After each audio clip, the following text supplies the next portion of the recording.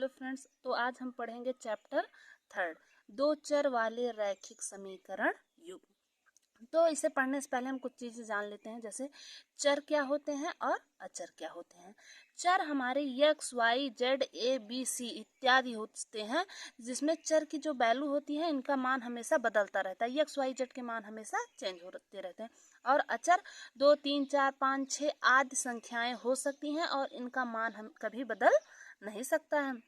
अब चर क्या होते हैं, अचर क्या होते हैं, ये हमने जान लिया। अब मूल रूप से समीकरण ax plus b y plus c equal to 0 के रूप में लिखे जाते हैं। अब जो समीकरण होते हैं वो हमारे किस रूप में लिखे जाते हैं, ax plus b y plus c equal to 0 के मूल रूप में लिखे जाते हैं, जहाँ a, b और c, a, b, c क्या होते हैं, वास्तविक संख्याएं होती हैं।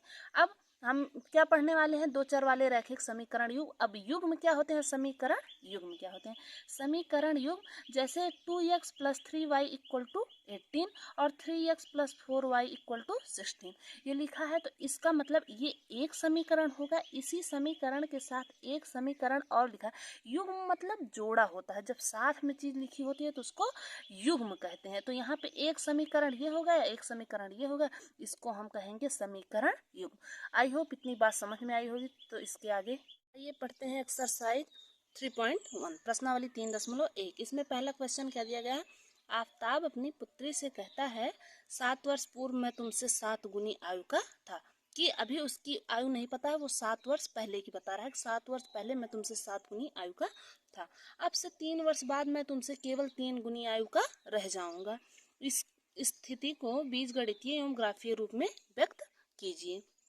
तो अभी हमें उसकी वर्तमान आयु पता नहीं है, तो पहले हम क्या करेंगे, उसकी वर्तमान आयु क्या है उसको हम मान लेंगे। माना आफताब की वर्तमान आयु। चलिए हल क्या है, हल माना आफताब की वर्तमान आयु। आफताब की वर्तमान आयु, आफताब की वर्तमान आयु कितनी है, x। और आफताब की x हो गई, तो उसकी पुत्री की कितनी होगी, उसकी पुत्री की आयु, पुत्री की वर्तमान आयु बराबर y। आफताब की x हो गई और पुत्री की y। अब हमें उसकी वर्तमान पता हो गई। अब हम 7 वर्ष पूर्व और 3 वर्ष बाद की हम इससे निकाल सकते हैं, क्योंकि 7 वर्ष पूर्व जैसे हमारी अभी वर्तमान आयु क्या है, कहेंगे इससे 7 वर्ष पूर्व, तो उसमें से हम उतनी आयु घटा देंगे, उतना 7 साल घटा देंगे, हमें पीछे के 7 साल पूर्व पता चल जाएगी। और कहेंगे कि अगर 3 साल बाद, तो अभी जितनी आयु है उसमें हम 3 साल ऐड कर देंगे, तो हमें 3 साल बाद वाली हमें आयु पता चल जाएगी। तो चलिए इतना हमें उसकी वर्तमान पता हो गई। अब क्या है, 7 साल पूर्व, 7 वर्ष पूर्व। अब 7 वर्ष पूर्व, 7 वर्ष पूर्व, 7 वर्ष पूर्व और 3 वर्ष पश्चात या 3 वर्ष बाद, 7 वर्ष पूर्व और 3 वर्ष बाद। 7 वर्ष पहले आफताब की क्या थी, यहाँ पे हम लिख लेंगे आफताब और उसकी पुत्री लिख लेंगे, आफताब और पुत्री। 7 वर्ष पहले आफताब की वर्तमान क्या थी, यक्स, उसमें से 7 यक्स थी, उसमें से हम 7 घटा देंगे, तो 7 वर्ष पूर्व हमें आफताब की पता चल गई।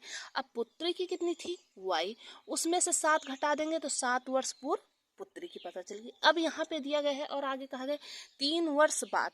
अब 3 वर्ष बाद आफताब की क्या थी, वर्तमान तो यक्स ही है ना, तो यक्स में अब 3 ऐड कर देंगे। फिर उसकी पुत्री की क्या है, वाई है, उसमें हम 3 ऐड कर लेंगे।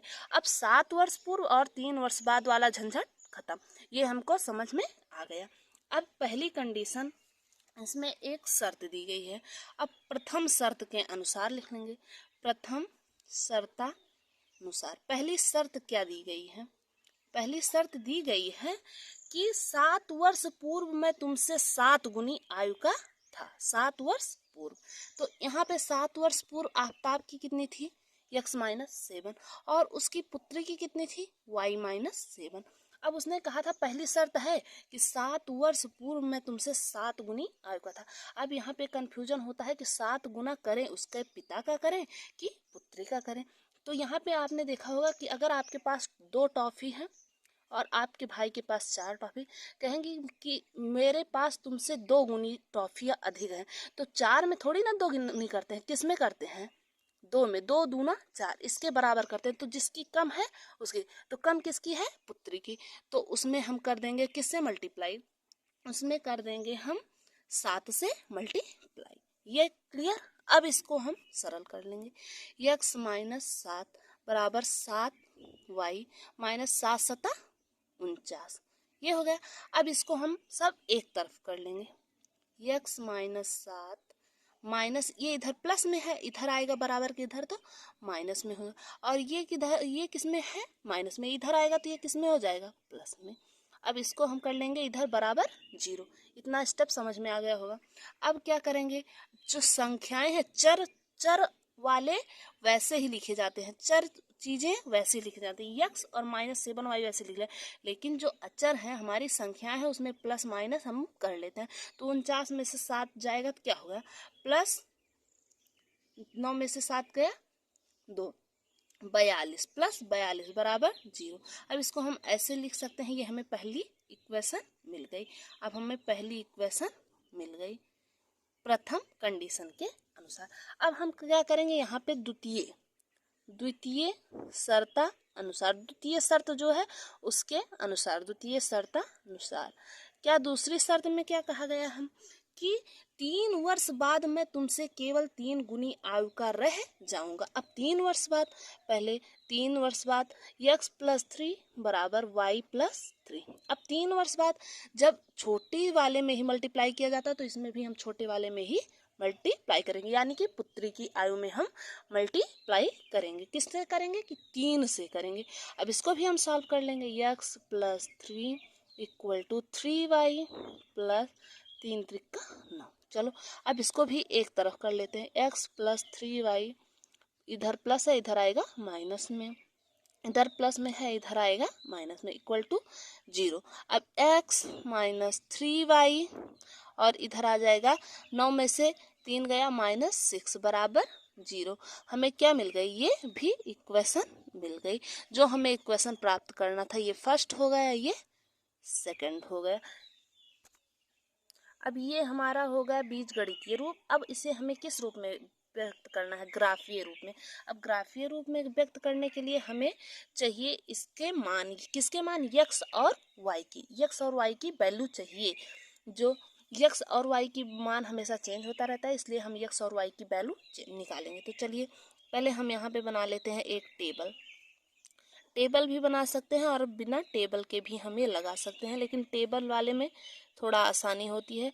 कुछ बच्चों को टेबल बनाने में परेशानी होती है, वो टेबल नहीं बना पाते, उन्हें कठिनाई लगती है, लेकिन टेबल बनाने में बहुत आसानी है, कोई भी कठिनाई नहीं है।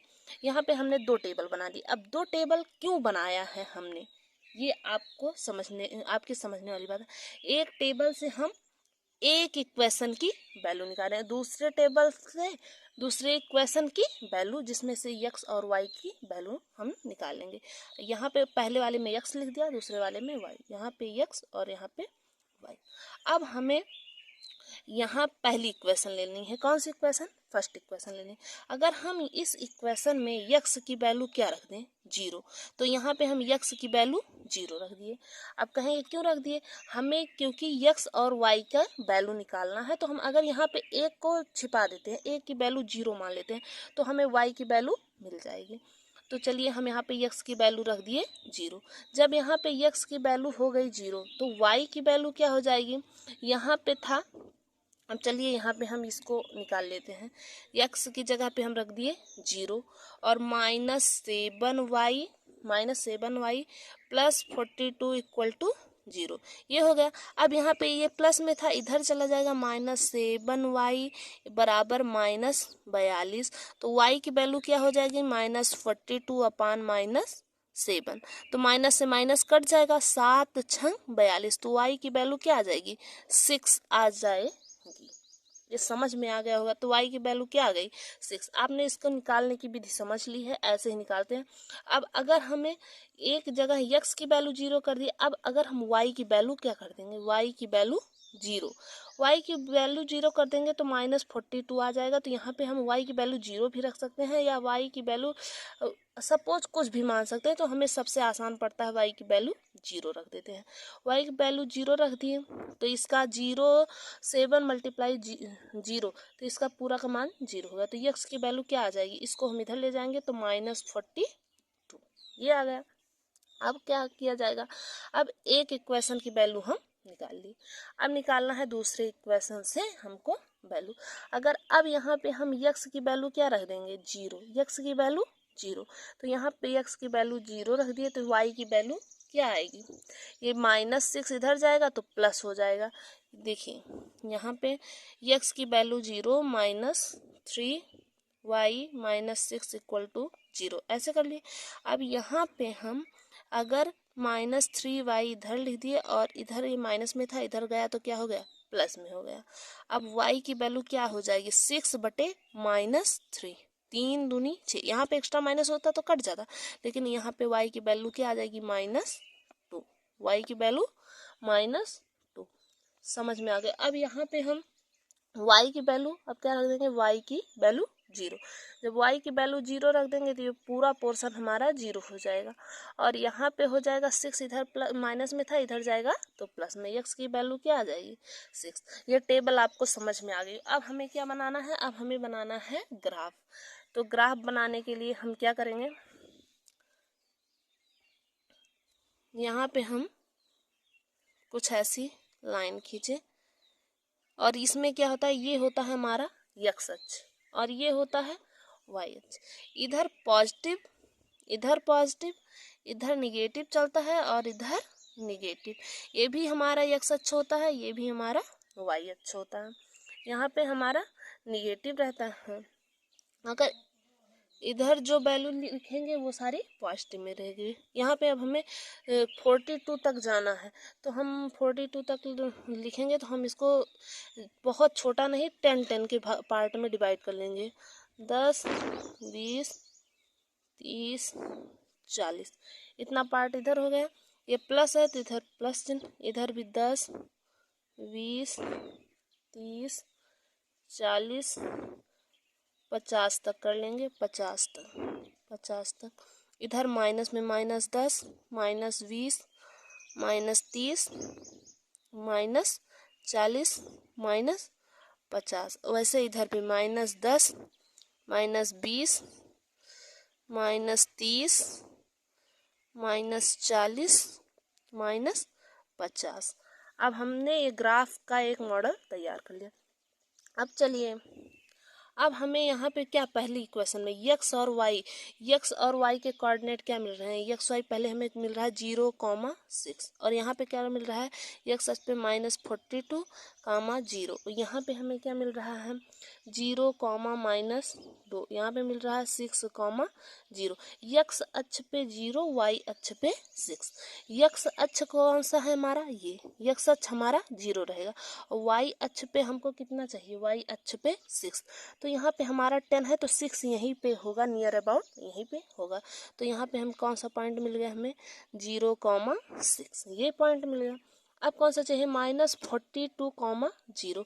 अब हमें x अक्ष पे -42, y अक्ष 0, y अक्ष की कोई वैल्यू नहीं रहेगी, तो यहाँ पे 40 था तो यहाँ पे हमारा कुछ हो जाएगा 42, तो यहाँ पे हमें मिल जाएगा -42, 0। तो ये दो हमें लाइन मिल गई एक इक्वेशन से, तो इन दोनों को हम आपस में मिला देते हैं।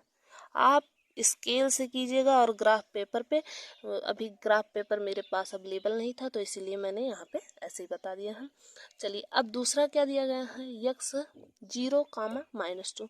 अब x अक्ष पे 0, x अक्ष नहीं रहेगा तो 0, -2 यहीं पे कहीं होगा, 0, -2, तो इसको हम यहाँ पे लिख देंगे 0, -2। और दूसरा क्या है 6, 0, तो 6 यहाँ पे होगा, 6, 0, तो इसको हम आपस में मिला देंगे, तो ये हमारा हो गया ग्राफ। अभी इस वाली इक्वेशन, ये वाली कौन सी इक्वेशन थी, ये वाली हमारी जो 0,6 से बना है, ये कौन सी इक्वेशन थी, ये वाली थी। तो यहाँ पे हम लिख देंगे x -3y -6 = 0। और ये वाली जो रेखा खींची गई है वो किस इक्वेशन से, इस वाली इक्वेशन से खींची गई है। तो इस इक्वेशन को लिख देंगे x minus 7y plus 42 equal to 0। I hope ये ग्राफ आपको समझ में आ गया होगा। धन्यवाद।